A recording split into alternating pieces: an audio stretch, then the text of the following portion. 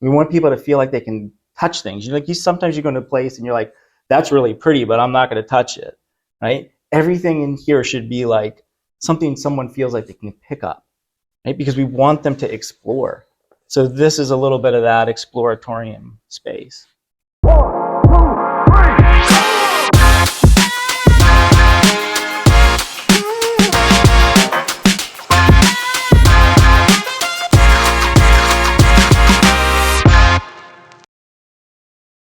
Welcome to America's Healthiest City on ESPN Richmond 106.1, part of the Mike King Biz Media Network. I'm your host, Will Melton, and today we are at Lost Office Collaborative in Rockets Landing for today's show. And we have Christian Marcoux and Mark Brown, co-founders of the Lost Office Collaborative. I'm really excited about this interview. It's great to be on site out in the world where great things are happening, but it's also great to talk to folks who are making great things happen. So without further ado, gentlemen, welcome to the show. Thanks. Thank you. Thank you very much for having us. Well, I'm excited to have this conversation. America's Healthiest City is all about a 10-year community partnership to make Richmond, the entire region, the healthiest in America. And so by bringing folks to this conversation who are contributing to that effort, we can inspire other folks to get involved and move the needle in all ways that they can. And so, it's really about Richmond, and I want to invite you to just share with our listeners, are you native to Richmond, or did you find yourself here at some other point? And what drove you to the community, if that's the case? Yeah. For me, I'm native to Richmond. I'm a boomerang person. Grew up in Richmond, Virginia. Went to school in Virginia. Left and found myself coming back. Attracted to the opportunity of the city. The growing creative community, the innovation here, and just all the opportunity just brought me back. So I've been back for probably 20 years now. But not a Richmond native, grew up military brat, so all over the place. Spent time in Williamsburg at college, and got here by way of Nashville, Arlington, landed in Richmond 20 years ago, and haven't left since because love it. Yeah. There's a vibe here. There's a vibe. It draws you in, it keeps you here. It does. I think, Christian, like the creative class that's here, the culture that's here, all of the things is, Yeah, well, you guys have been all over the place, working for companies like Capital One, Circuit City, CapTech, Accenture, and then having clients like Campbell's Soup, the U.S. Postal Service. I think they need you back. Hershey's, Target, Chick-fil-A, and the list goes on. So you guys have a very storied career in the creative space. We'll talk a little bit more about Lost Office Collaboratives and why you created this first in a minute. But first, if you can just share a little bit about your background, what motivated you to get into the creative space, into the leadership space, into the space of making work better? Yeah, I'll go first, I guess. I've grown up, started as a copywriter, right? And got quickly into concepting and innovation. But I'd say over the past 25 plus years of my career, all of my work has really been centered around helping companies, organizations, teams create breakthroughs, whether it's solving a creative challenge, a strategic business challenge, innovation, anything like that, right? Or just team dynamics. That kind of led us to the idea of Lost Office, because what we saw was in all of those instances, breakthroughs happen when you can get teams of people working together to create more meaningful connections, whether it's in the conversation, the debate, right? They need to feel safe. They need to feel like they're in a place where their voice can be heard, and it's just not prevalent. And we felt like we wanted to really focus on creating an experience, a service, a space that allowed for more of that to happen. We want to teach people how to do that more. So that's kind of what got us here. Yeah. I think for me personally, I spent the first half of my career, like you said, Accenture, IT project program management track, very clinical, very technical, IT oriented stuff. And honestly, for the first half of my career, struggled in that environment because I knew that I was probably more creative inside, that it was allowed to come out in that space. So thanks to this guy, halfway through my career, about 10 years ago, took a chance on me and entered the brand world, in the creative world. And what was cool for me was the chance to take all of that sort of like wrestle with purpose and meaning and work and the environment and the culture and how people treat each other and all those things, and under the sort of context of brand, start to think about how to design and create that inside of workplaces. So that sort of evolved into what we're doing here. We're just all focused on that, really. So you guys were at Joe Smith together. Was it Mhm. the first time you worked together? Yeah. So I started Joe Smith with another partner at the time, and Mark was our first hire. Right, taking a chance is probably a overstatement, I guguess I should say. You were, from a mental perspective, thinking how you thought about everything. You were spot on what we needed. Well, thanks. Yeah. So, what about Richmond? I mean, why Richmond? Why this creative? Where did it come from? I guess been around for a while. And what did you observe in the patterns that emerged? In Richmond, in particular, Yeah. I would say Richmond for us. I feel like Richmond is an underestimated city. Like, people are starting to hear about it. Right? You hear about it in the kind of the food category more often. You're starting to hear about it more in the arts and in the creative space, and it's just one of those. If I look at us versus an Austin versus Seattle, all those kinds of things, we have our own really kind of cool way of approaching problem solving that just, for me, felt like this is a really strong market to really invent something different that, what we believe like doesn't exist anywhere, honestly. So there was nowhere else where I wanted to go besides here. I also just feel like there's like a having kind of played in the music band artist circles to the food. I just feel like there's a camaraderie that happens in these creative groups around town where they're always, I feel like, trying to organize themselves and create something inside of their creative category through like morning coffees to these pop-up creative groups that they put together in different places and spaces all around town. I think there's a constant movement of that always happening inside those different sort of like creative artistic spaces around town. There's a natural desire to collaborate. Yeah. And to find your people and to figure out how to intentionally connect them. Yeah. And so, with Amphibian, which you guys are both co-founders of, you started in that space of philosophy and training and bringing people together, facilitation, and then you moved into a physical space. What was the moment that you knew that this was missing?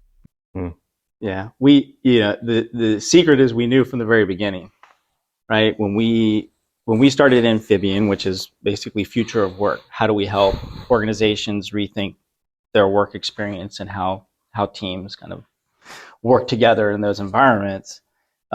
We wanted to build Lost Office. We were in the process of building Lost Office at the same time. We just didn't know what it was called yet, right? We didn't know what the whole concept was going to be. So we were shaping that. I think what we brought into Lost Office from Amphibian is that framework and that thinking of how we get people to collaborate better together, to get to those breakthroughs, and it's conditions, right?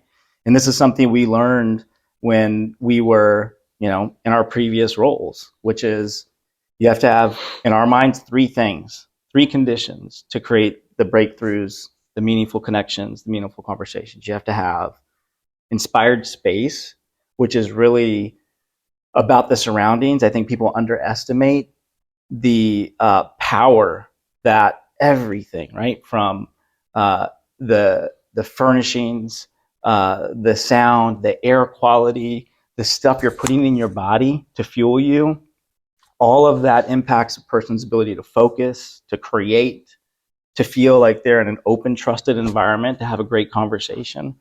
The second is like simple tools, right? Just really easy tools to help me lead those conversations and get to those things better. And then the third is, like meaningful design. People tend to not design the conversations they're going to have. And our job is to help create better design for those moments when they do come together. So whether they're doing it here or we go help someone do it somewhere else, that's what Lost Office is. That's what we brought over from Amphibian into this. I think for Agreed, me, yeah. yeah, 100%. And I just add, like, for me on a personal front, if your question was when is the moment you realize something like this was missing? So short story, I actually keep a printout in one of these books back here of my EKG report working at a previous job, where I found myself in the doctor's office thinking I was having a panic, like really thinking I was having a heart attack or a panic attack. And I remember the doctor like, I know what's going on. How's work? Right? And I was like, I am stressed out. Like everything of this is impacting me, from the way people are treating each other, to the environment, to the way I'm taking care of myself, all of it. And she was like, you're not alone. Like I get these all the time where people think that they're, having medical issues because of what they're experiencing at work. So everything Christian just said, and for me personally too, I think Christian would say too, is like, how can we create a respite for work too, in a place that they're going to be as equally productive in doing the work in a place, but also feel well and feel safe and feel like they're being taken care of, and that they can contribute in ways that make themselves feel better about what they're doing. And you can't do any of that unless your own well-being is in the right place. Yeah. Yeah. You're listening to America's Healthiest City on ESPN Richmond 106.1, part of the Mike King Biz Media Network. If you are new to the program, please check out our ideas board on americashealthiestcity.com to submit your ideas, leave comments on others' ideas. And if you represent a nonprofit, a business, a academic institution, or a government agency, and you want to get involved in this program, please check out what it takes to become an ambassador. It is free, and we only ask that you put your strategic decisions through the filter, which asks, how will this decision make our community healthier? Today, we are at Lost Office Collaborative with the co-founders, Christian Mirko and Mark Brown, and we are talking about everything that it takes to bring people together and facilitate meaningful dialogue and growth.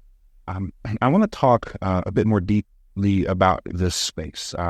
For those of you who are listening, we'll work to describe the space, but I encourage you to check out this full episode on YouTube after it airs so that you can see the space that we're going to film today.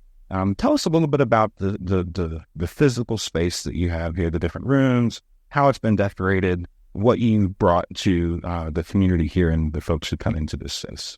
So 2 years ago, when we started working on the design for the concept in general, we used the term post-apocalyptic workplace. And it was a shorthand for us to get to this idea of what would work feel like if nature kind of took over and kind of encroached in on and came back into the work environment. We felt like that was really important because, going back again to the surroundings, there's such an amazing impact that all of the stuff that you'll see as you kind of tour people around here. We have well over 100 plants, live plants in the space. Right? We're not a big building, but 6,200 square feet. There's a huge benefit of having all of that here in terms of the air quality, in terms of its ability to reduce stress, ability to help improve focus, right? So anything that you see in our space is here for a reason. Everything in this building is here for a reason. So we have kind of like our middle area is the coffee bar. It's really where people come together and kind of coexist. We have two different team workspaces, a bigger one and a smaller one. They both kind of operate the same way, but they can meet slightly different missions. But the coffee bar is a place where people come in and they should be able to immediately go, right? Like all of a sudden, like all the stuff from work starts to just dissipate a little bit so that they feel like they've transported into a place where they're going to have a different conversation. Right? That's the entry point. And then where we are is the library, which is what I would call like, our team's like work area, but it's also breakout space. It's designed to feel very comfortable, very quiet. You kind of feel like you're kind of dipped inside of a terrarium almost, and a cabinet of curiosities to a degree with the wall behind us. We want people to feel like they can touch things. Sometimes you go to a place and you're like, that's really pretty, but I'm not going to touch it, right? Everything in here should be like something someone feels like they can pick up, right? Because we want them to explore. So this is a little bit of that exploratorium space. The two team spaces, so we've got the flat, which is right beside us. It's a smaller space, probably for like, teams of anywhere from 10 to 18. And we always talk about it as high-tech boardroom meets 1960s style conversation pit. So we use technology in the space, touchscreen technology and tools to make it really simple for people to have tactile technology experiences, right? Technology is always seen as something that is making us all separate as human beings. So in this space, we're trying to use technology to bring people together in different ways, right? So technology on one side, and then this crazy big, conversation pit couch, which is designed to kind of change the physical posture of how people kind of sit and talk. When we do that, like the conversation changes. It almost transforms over the course of like 5-10 minutes. The other space is bigger, much more pliable. It's the Enclave. And it's designed to just give the teams that come in there everything they need to have a great conversation, right? Technology is incredibly simple to use. It's great for presentations. It's great for virtual presentations. It's great for workshops, boardrooms, you name it, board meetings. But when they're in there, again, fresh air, a sense of peace, a sense of an ability to focus, no distractions, completely comfortable. It's their space to do with as they please, right? That's what we want to create from that. What'd I miss? I think you have. I mean, the only other layers I would add on top is Christian and I really geeking out on scent and smell, to the sound that we're curating in the space, and curating with everything from binaural beats to playlists that change energy depending on work modes, to then, I mean, you touched on a little bit, even the nutrition and stuff too that's in the coffee bar that Christian mentioned too. And I have to say, I'm cutting you off in go. a good way. Hooking onto that. So we have a teammate up in Connecticut, Lindsay, that right now, so we've got these great scientific studies on sensorial impact on people's ability to focus or create. She's working right now on a kit that we'll be having at like tables. It's basically a scent kit. So imagine like 5 vials with lava rocks in them. And we have basically oil in there, kind of in the lava rock will hold all of that in it.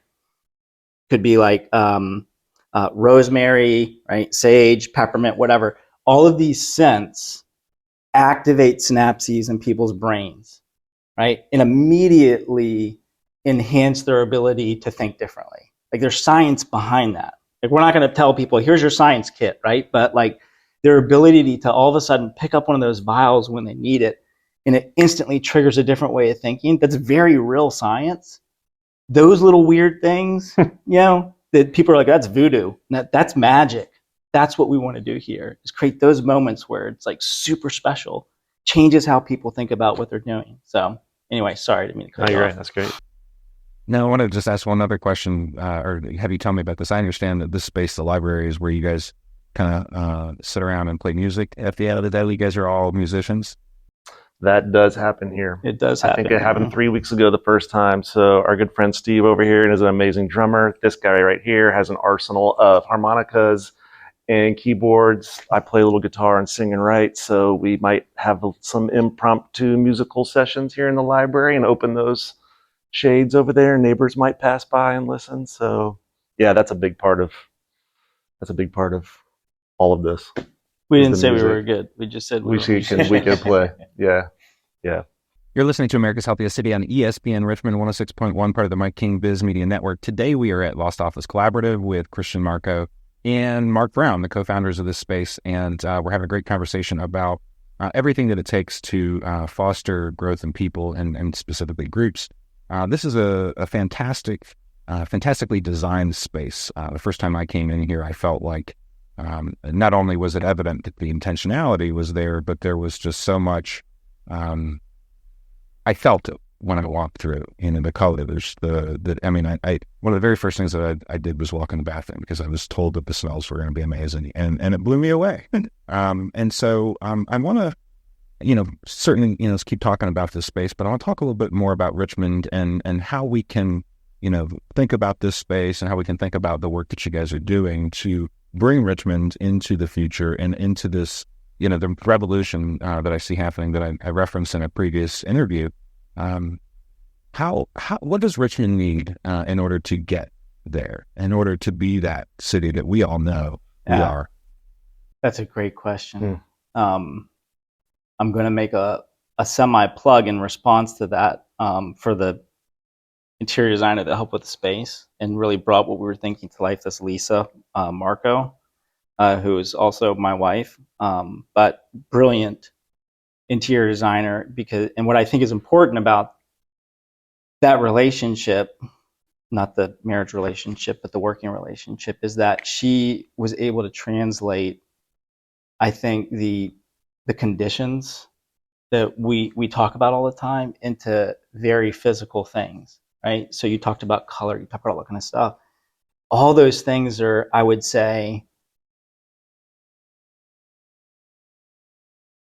missing in some form or fashion in a lot of the environments in our city, right? So the question that you asked, I think what we have an opportunity to do in Richmond is to think about design of space differently, right? It's not easy. Like what we're doing here is not necessarily easy to manage. It takes a lot of thought and detail, but I think thinking about how all these things impact the human condition and our wellness versus just, is it a nice design, is one great step, right? To think about how do we bring more of that into Richmond.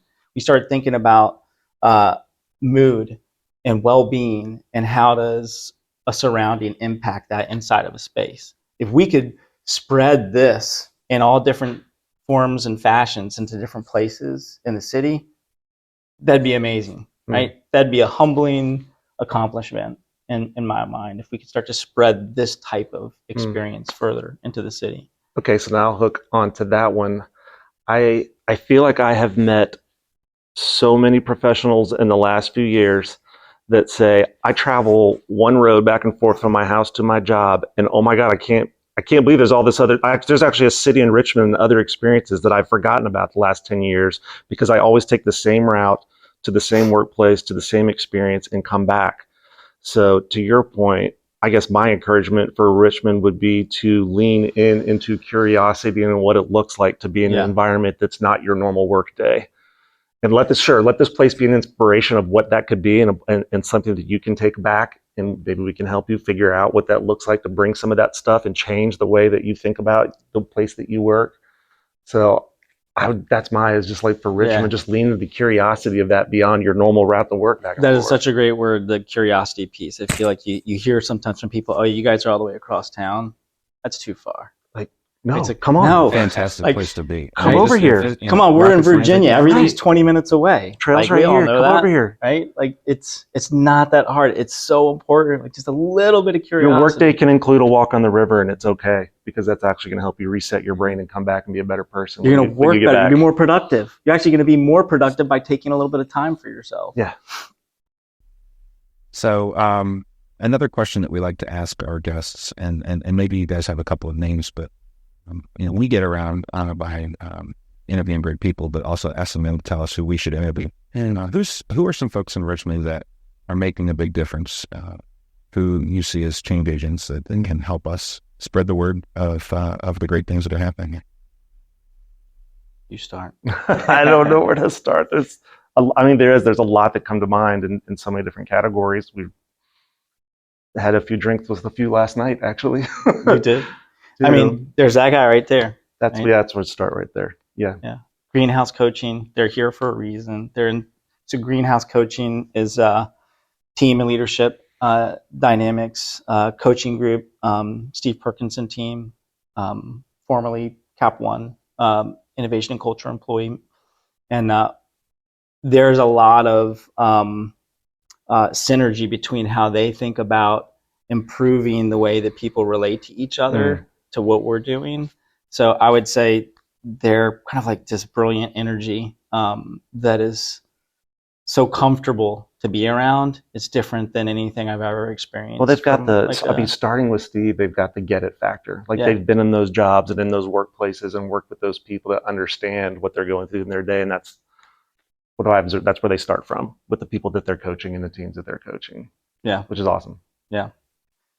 A really interesting one and the founder has actually just moved, but has been here, is Hardwired Global. Is an organization that focuses on the idea of something called pluralism, which in essence, they're basically a religious freedom organization. And they go into some of the most dangerous countries in the world. And their job is to help people of all different backgrounds, all different, belief systems or non-belief systems, actually understand each other, and not just tolerate, but actually appreciate each other. And I feel like for the world right now, I mean, we all know how crazy the world is right now. There's not enough of like this. It's like either this or this, right? And what Hardwired is doing is trying to get people to get back to the root of who we are as human beings when we were little babies, right? We all saw each other as the same, right? That all just wanted to live and appreciate and have a good life and have good conversations, walk through the world in a good way. So they're a really fascinating organization that when I first met them, I didn't really get it. It took a while to really understand what they were. And it's like just trying to get people to come together again. And they have a methodology for it that Really is smart. Yeah. really smart, really smart. So that's another interesting one. Well, it sounds like I might be back in this space to conduct another interview soon. A couple minutes we have left. I want you to, maybe extend an invitation to the community, to the space. Some parting thoughts. How do folks get in touch with you? And what's the next step for people out there that are curious about this? You go. You're the connection. Just reach guy. out to us. I mean, I guess I'm the connection guy, but I mean, the website, my email. I'm handling kind of the first conversation and point in. What's your email address? mbrown@lostoffice.co. Yep. Yeah. But yeah, I mean, please, if anyone's interested, curious, or just wants to come grab a really awesome cup of coffee, or hang out for a little bit and just get to understand what's going on here, we welcome people all the time. Yeah. So just give us a reach out and please stop by. And you guys are both on LinkedIn as well. So We are. you can Yep, reach out. both on LinkedIn. Yeah. Well, I thoroughly enjoyed this conversation. We didn't have enough time to talk about all the things. There is a lot, but I think we hit the chord on what Richmond has to offer the community, and I'm really grateful for everything you guys have done. I want to come here every day. Come on. It's really like to hear, and we Got a spot at the bar thank for you. you. Just come hang out. Thank you, and for what you guys are doing for our city. I think that the idea of elevating our collective wellness around health and well-being is so important. So we really appreciate you having us on to talk about what we do as a little teeny part of that. Yeah. So, I do it together. thanks, man. This was America's Healthiest City on ESPN Richmond 106.1. Catch us each week on Thursday at 6 a.m. on the network or on espnrichmond.com. Catch full episodes on YouTube at America's Healthiest City or on Instagram for our clips. We'll catch you next time.